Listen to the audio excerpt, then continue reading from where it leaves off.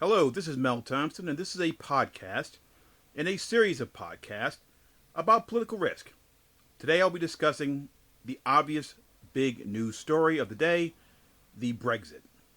Now, in the wake of the Brexit, overnight the UK has been in a bit of turmoil economically. The pound, the British pound, is plunging. The uncertainty of policy changes required to extract Britain from the EU and the prospect of a loose cannon like Boris Johnson at 10 Downing Street have made the last 24 hours very difficult for foreign direct investors. The first slap in the face that is going to occur is when it becomes clear that new immigration restrictions resulting from the Brexit will force businesses to transfer thousands of British jobs to countries that are still in the EU. So, by removing the United Kingdom from the EU, the Brexit forces who were screaming and yelling about taking control and taking back their country have just basically handed over thousands of jobs to the very people they wanted to get away from, the EU. The cost of relocating employees, plus the prospect that many of these employees may not want to go, and that's going to obviously change the leadership in some aspect, in some areas of these corporations. These things combined add up to the political risk of uncertainty.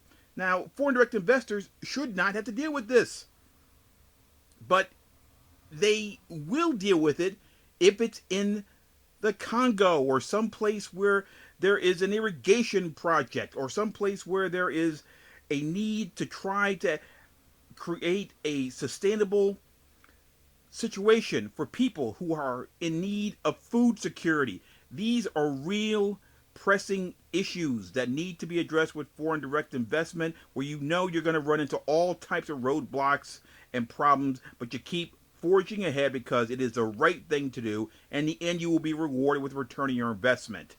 This Brexit situation that's being created by the forces that wanted to leave is ridiculous, and they basically shot themselves in the foot. The third issue is the unstable pound and market volatility. This is only going to get worse. The second Boris Johnson becomes prime minister, he is just a person that is a demagogue and a liar who has conned the British people. The only saving grace is that he may not become the prime minister, but my bet is he's going to be. The political risk of uncertainty is a single biggest risk at this time.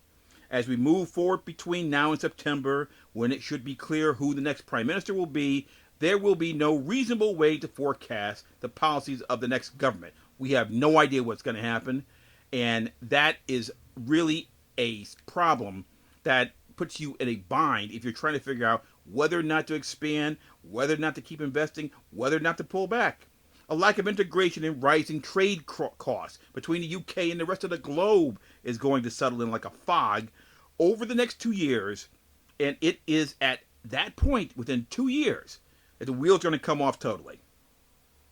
I predict that within 24 months of the next prime minister taking office, we will likely see a call for new elections, and that call is going to be based upon a motion of no confidence.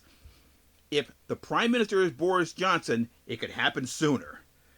So if you look at the totality of this mess that's been created, you have a lot of moving parts and you don't know which direction those parts are headed in. Whether or not an election will result in a policy change down the road, a new election I mean, is something that we don't know the direction of, but it certainly will be a change in policy. Will that direction be back in moving back towards integration with the EU? I have no clue.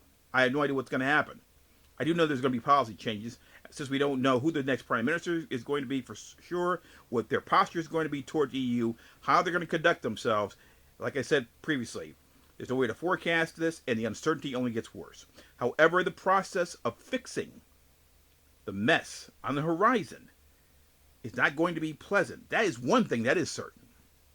No matter the course a new government is forced to take, to dig out of this hole they got themselves into, just keep one thing in mind, that this was a hole that was not necessary to dig. This has been Mel Thompson.